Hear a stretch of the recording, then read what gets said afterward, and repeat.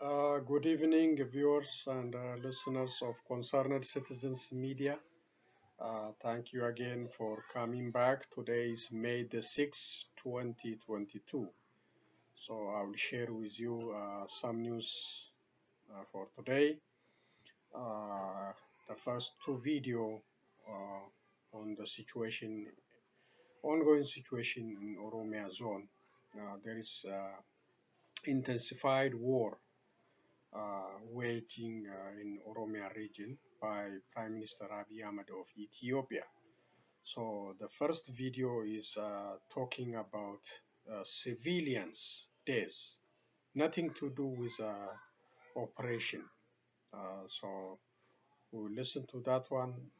Then the second video is on the OLA, Oromo Liberation Army operation in Oromia region. Then I will share one video about terrorist attack in Tel Aviv, Israel, one related with COVID-19 deaths, and a couple of press releases by U.S. State Department. Thank you again for coming back. Let's listen what this person talking about civilian deaths in Oromia. I think it's an interview with BBC Afaan Oromo. Mootummaan namoonni nagaa ajjeefamuu jiraattonni himachaa jiru. Jiraataan firrisaa sadii jalaa ajjeefame tokko ammallee reeffi namoota ajjeefamanii hin kaane jedhama. Achuma jira achumatti ofii milishaa naannoo saniitti fi ofii itti darbanii eegatuma jiran ofumaa eegaa jiranii hin agarsiisanu deebii warruma qaama gamarraa dhufu bilbilli irraa qaama dhufu kun amma oduudha. So he's talking about three family members killed by government security forces, and they're still denying, refusing to give them the bodies. Jiraataan BBC'n dubbisamu warra ajjeefaman kunneen namoota akkamii akka ta'an ibsa. Ayyaana matbaara ooluudhaaf warra deemee kalsiraa hojjetee to'i kalsiraadhaan furu namni olii gad deemee waa'ee olola adda addaa oguu miti jarreen kun mana barumsaa yuunivarsiitii fa'aa dhaqee to'i achirraa fa'aa dhufe. Haani mana amantaa liigamaan kan jedhamu achirraa amarraqamee to'i matbaala warraa dhufetu jira mana amantaatiif daakuni malee wanna olola qabanu namoonni kun mootiraa qabanii deemanii mana dirreessa keessan jennee warri kun nama 18 Jiraataan akka maqaan isaanii hiramne gaafate kun qaamni ajjechaa kana raawwate eenyu ta'uu jedhamee kan gaafatame yoo ta'u qaama barbaade ta'uyyuu gochi gara jabeenyaa kana raawwachuun maalii yaadeeti jechuun gaaffii kaasa. Qaama mootummaa kanaaf irraa kaasee to'atee qaamni mootummaa nama sirreessee haala tokko nama gaafatee wayii nama adabee yoo murtiin itti kenname ragaallee funaanee akkasitti namarraa ta'anii tokko fudhatamanii. So he's saying, the government just killing them without questioning them, without making any investigation, why they doing this? Even the government, why is doing that? And if there is a crime, should be, investigated and taken to the court. This is just.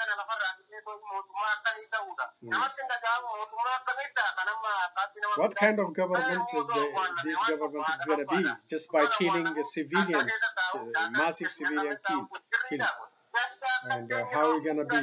How are they going to be governing? They don't feel nothing.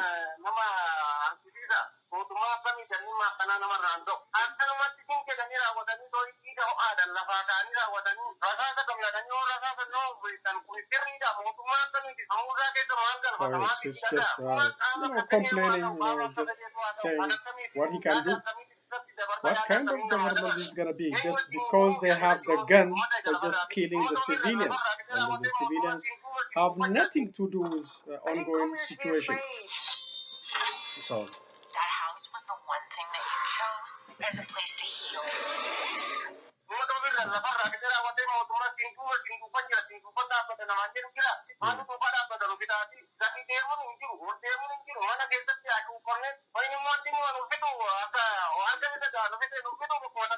Himannaa jiraattota aanichaa kana hordofne bulchaa aanaa warra jaarsoo obbo Ayyeelaa Mangistuu gaafanneerra ammayyuu ittaanaatu dubbise. Aanaa keessanii ajjechaan akka raawwatee fi uummata nageenya mootummaa himatanii maaltu ta'e isarratti yaada keessan hin barbaade gama mootummaatiin? Qorachaa jirra warra raayyaatti nama wayyaa wajjin qorachaa jirra kanaarra jirra. Mootummaa ajjeese jedhu isaanuu akkamiin qorattu ture? So this is the government authority, start an investigation, try to find out what happened, but they always do that. They always say that. It's denied.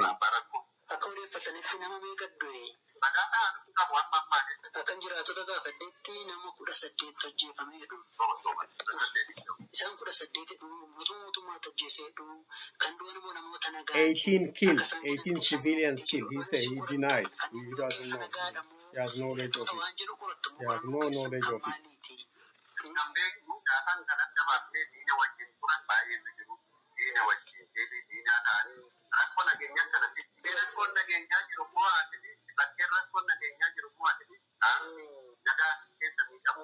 So this is the local administrator of Warra Jaarso.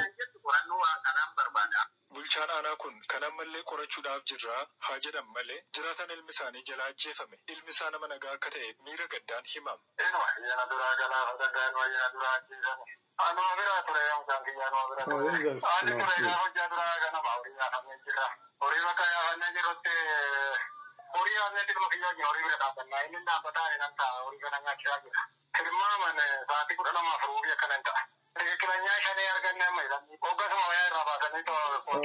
He lost his son. The security came while they are just looking after their cattle. They took his son.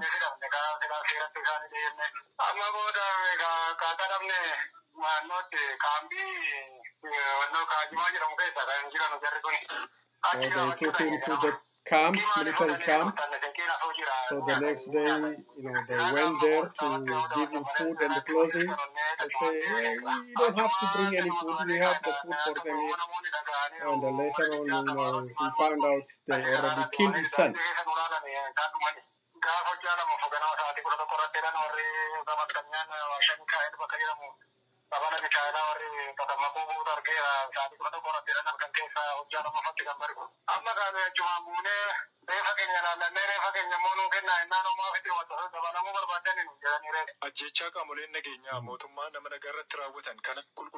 So he asked for his body to bury him. They say, we want to add you to the bodies.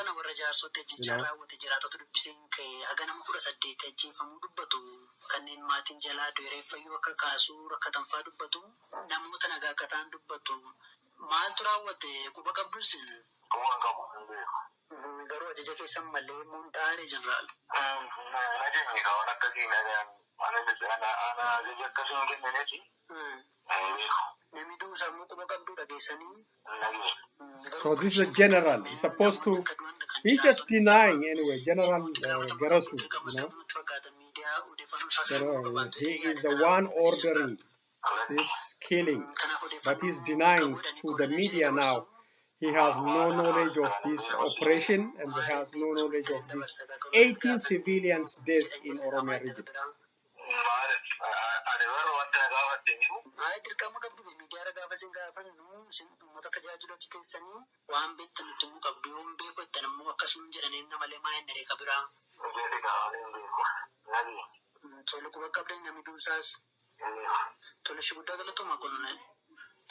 Colonel Garasu, the security and peace chief of the Oromia region, is denied.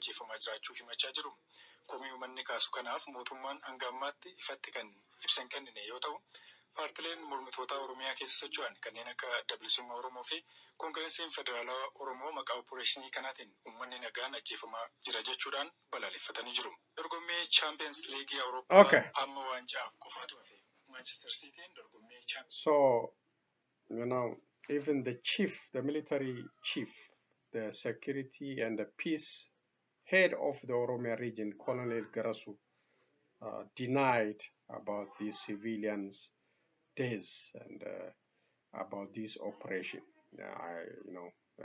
That's not true. He is responsible. He is the head of that operation. He is the one ordered this killing, but he denied to the media. And OLF and OFECO, OFC released press statement on the ongoing civilian deaths in Oromia. I also read to you last time. So this is a situation no one is accounted for, and nobody is responsible for the civilian deaths. Let's continue to the next video. Okay, the next video is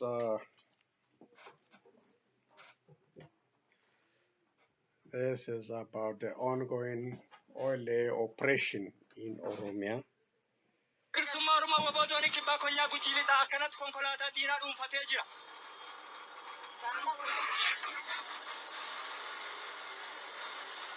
So this is Oromo Liberation Army controlling the government vehicle and liberating some areas.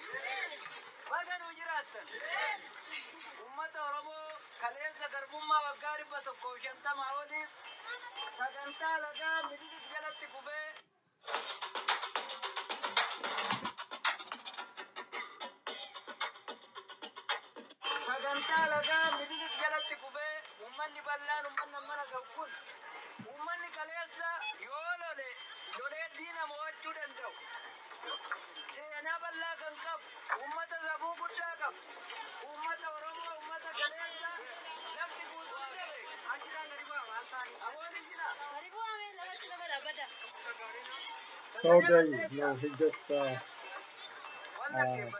maybe gaining a new town after the operation, meeting local residents and explaining why they are fighting. They are fighting to liberate Oromia.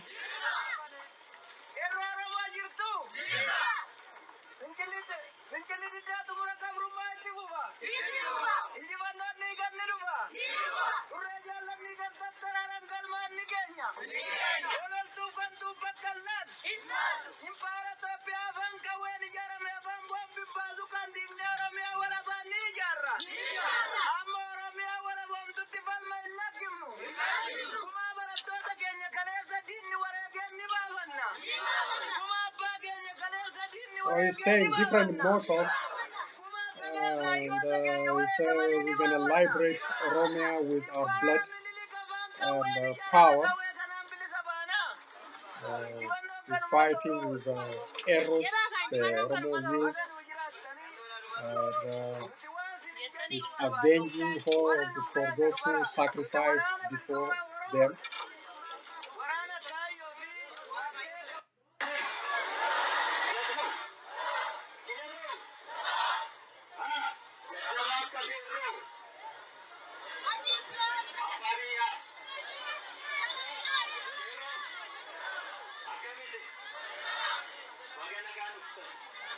So this may be a different location. I hear is Jal Marro, his voice.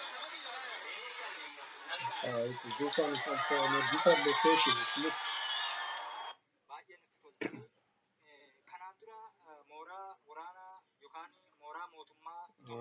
Now, OLA, Oromo Liberation Army, talking to the captured Ethiopian soldiers, interviewing them.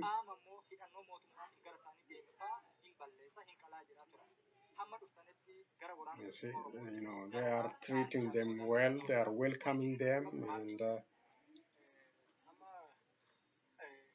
and asking them how they feel.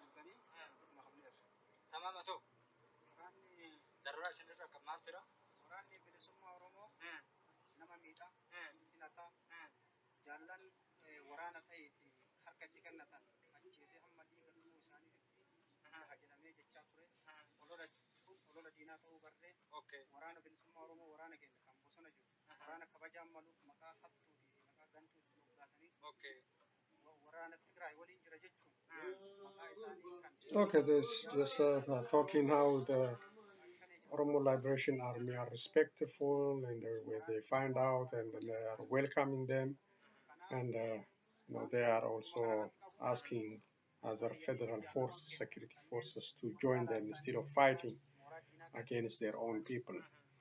OLF is not enemy. They are not treating them very badly. They are welcoming.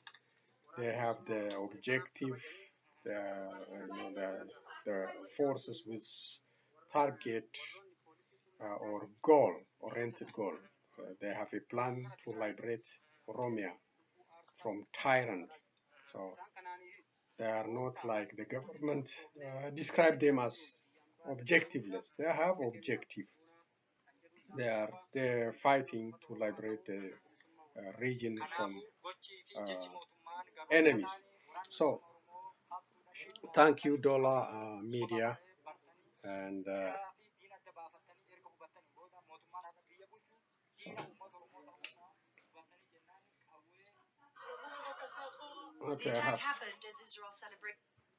okay, we'll come to the next two videos after a couple of reading. So that's the situation. OLA operation continue because the Ethiopian government declared war. Abiy Ahmed declared war in Oromia region, total, not only on Onekshane but all against all Oromos. That's why we see, unaccounted civilian deaths. Nobody is responsible. Mismanaged operation and rape and mass arrest in Oromia because he ordered this brutal military operation. But despite that, OLA is gaining ground. According to one media sources now, Ambo in Western Shoa Zone is under OLA intensive operation from 4 different directions. So it might fall into OLA hands, plus other cities, so operation going on. Let's read a couple of press release by United States State Department. U.S. response to the Al-Shabaab attack in Somalia. Press statement, Ned Price, Department spokesperson. The United States stands with Burundi in the face of Al-Shabaab's May 3rd attack on Burundian soldiers servicing at the African Union Transition Mission in Somalia, ATMIS, based in Sil Baraf, Somalia. Our heartfelt condolences go out to the families of the fallen, wounded, and the missing. Burundi's courageous armed forces have for years held the line against transitional terrorism in Somalia. The United States remain steadfast in support of ATMIS and against the scourge of terrorism. So that's U.S. State Department on the civilian days. No, I mean in Burundian soldiers' days by Al-Shabaab attack. So the United States is paying attention, and we want the United States to pay attention also on the civilians being killed by Prime Minister Abiy Ahmed in Oromia. In this video, 18 civilians killed, and their bodies thrown into the field, denied proper burial. This is grave human rights violations, but the United States didn't say nothing about this one. And other similar civilian deaths in Oromia happening. So we want the United States to pay attention what's happening in Oromia region. This is United States State Department for the question came from, I think maybe could be a Tigrayan journalist, Ndale, asking about the general killed in Ethiopian jail, and on the situation in Tigray. Will be the statement that was made by our Secretary Blinken on April 29 regarding Tigrayan for Ethiopia. I think that statement was, I hope you have seen it, I believe, but on the statement was given, it says Ethiopia's conflict, since like most of the statement was given, it says conflict. But 10 months ago, when he appears in front of the lawmakers to make statement, he didn't mention by saying ethnic cleansing. He did mention by saying ethnic cleansing. But when it says conflict, it seems to make the situation in East Africa and even Tigray and the whole seems to not a conflict, but as actual war. So I was wondering why the word was lowered from ethnic cleansing to conflict. So Ndale is asking. It seems to most Tigrayans and around the world it was asked, made in a statement on Twitter. So that is the comment that was on Twitter that was based on the Secretary of State made the statement. There is a peace that coming, direction is going. But has anyone spoke to the Tigray region? Have he visited just like he visited Ukraine? Has a State Department visited Tigray region? As has only visited in Addis Ababa? So he's asking so many questions. The second question I have is regarding the Tigrayan general, former general commander, which he used to be an African Union mission in Somalia, which he has worked with US Africa Command, which is AFRICOM. He just passed away in the custody of Ethiopia's government. As you know, Al-Shabaab was a threat to US security. So, this commander has worked shoulder to shoulder with American officials and the service folks. And so, have you heard or are you going to ask the death, the cause of the death? Because some say that he was poisoned or so, but I am not ready to confirm that. But I just wanted to make sure if you know about from the general commander government Fakadu. His last name is Fakadu. Thank you. So thanks to Ndale to your most recent questions on the cause of the death. I am actually just learned of this report.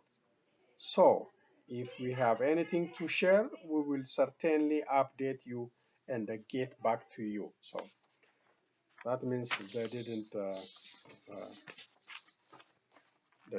learn about these days, maybe. So we don't know. For the first question regarding the conflict in Ethiopia, I certainly don't have any trouble to announce for the secretary. But I would underscore from here is what we have said previously, in what we are encouraged that the government of Ethiopia as well as regional authorities in Tigray and Afar have taken steps to enable the delivery of desperately needed food and aid in the war-affected communities. And we also urge parties to accelerate, uphold, and expand this effort to ensure, as President Biden has said, the immediate, sustained, and unimpeded humanitarian access to all Ethiopians who are impacted by this conflict. So that is from U.S. State Department on the situation in Tigray and Afar, on humanitarian aid, and on the days of this commander. Terrorist attack in Elad, Israel. Press statement, Anthony J. Blinken, Secretary of State. We vehemently condemned the terrorist attack in Elad, Israel, which killed at least 3 and wounded many others. This was a horrific attack targeting innocent men and women, and was particularly heinous coming as Israel celebrated its Independence Day. Our hearts are with the victims and the loved ones of those killed, and we wish those injured a speedy recovery. We remain in close contact with our Israeli friends and partners and stand firmly with them in the face of this attack. May the memory of those who passed be a blessing. So that's a short statement from Anthony J. Blinken on the case of the terrorist attack in Israel. And as I said, it's good to express these terrorist attacks in Israel or elsewhere in Somalia, but more civilians are being killed by Prime Minister Abiy Ahmed repeatedly without any accountability. Not 3, but 30, 18, 40 plus, in every operation, and even denied proper burials. So please, we need your attention in Oromia. Let's continue the other 2 videos and end today's presentation. Thank you again.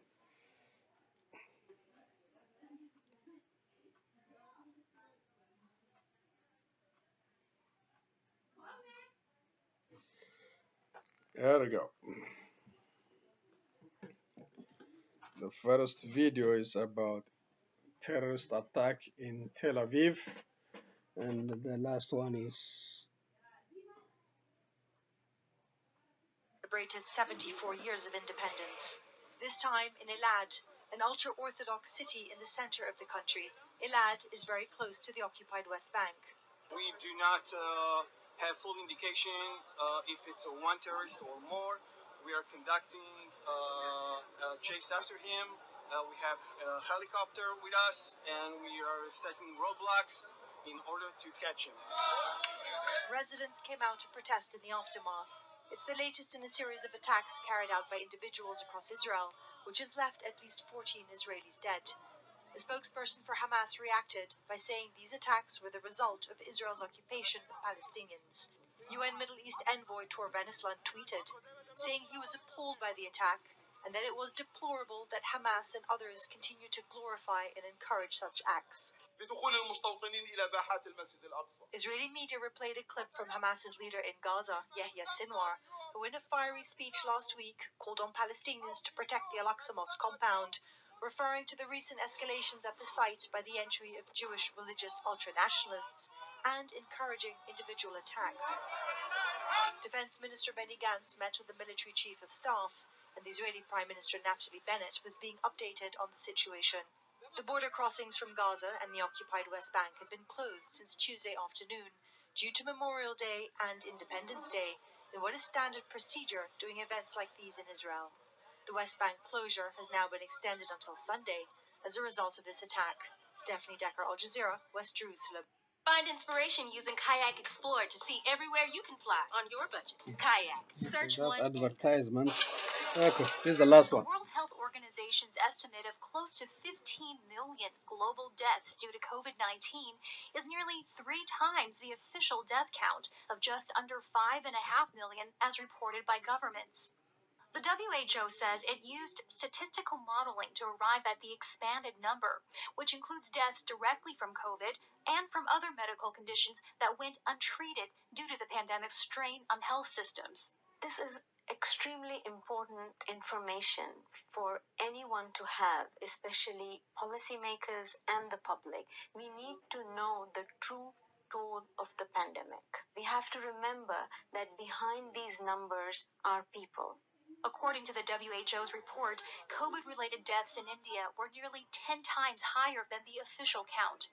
Indian health officials pushed back against the report Thursday, attacking the WHO's use of statistical modeling. Please appreciate that these kind of assumptions to be used for a nation of our size, of a continent size, and to put us in poor light is not desirable. Other countries with large discrepancies include Pakistan, where, according to the WHO, excess deaths were 8 times higher than the official COVID death count. In Egypt, it was 12 times higher. And in Mexico, it was double. I think the experts all along were very aware of the, let's say, shortcomings or tools that were not available right from the beginning. So the amount of testing, etc., would mean that there were many deaths that went unaccounted for. The WHO says most of the excess deaths were concentrated in Southeast Asia, Europe, and the Americas, and were in middle-income countries. They also confirmed the global death toll was higher for men, who accounted for 57% of deaths. The WHO is the first to caution that its report on global COVID-related deaths is an estimate and thus imperfect. But the agency says it is nevertheless important to get an accurate accounting of the pandemic's toll to better prepare for future threats. Heidi Jo Castro, Al Jazeera, Washington. Okay, thank you, Al Jazeera, for sharing that video. So, I don't know, some countries hiding the death toll from COVID and other diseases for political purpose, or we don't know. And the official numbers are less than the estimated number. And previous video is about the volatile situation in Middle East, never-ending cycle of violence. Keep happening, keep coming back. No permanent solution is achieved in between Israel and the Palestinians. As long as that we reach at that level, this attack against Israel, against Palestinians will continue. That's why the United Nations, or the Palestinians are calling for 2 independent states immediately, But so far, nothing happening. That is a plan, and the violence keep coming back, and the civilians are attacked by, somebody who oppressed, don't want to see this Israeli expansion into Palestinian territories, demolition of houses, so many things, and some researchers already called it apartheid situation in Israel, in occupied West Bank. So we need immediate solution for that. Immediate solution between Israel and the Palestinians.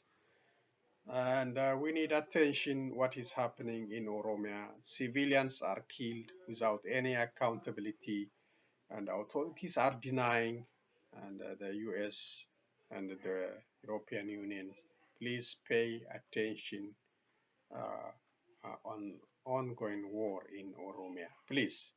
And grave human rights violation is happening in Oromia, and people are just being killed, and proper burial is denied. These are horrific scenes. So we need your attention. I know you are busy with Ukraine, but we need your attention in Oromia too. Thank you for joining me. I'll be back with other updates, and be safe, everyone.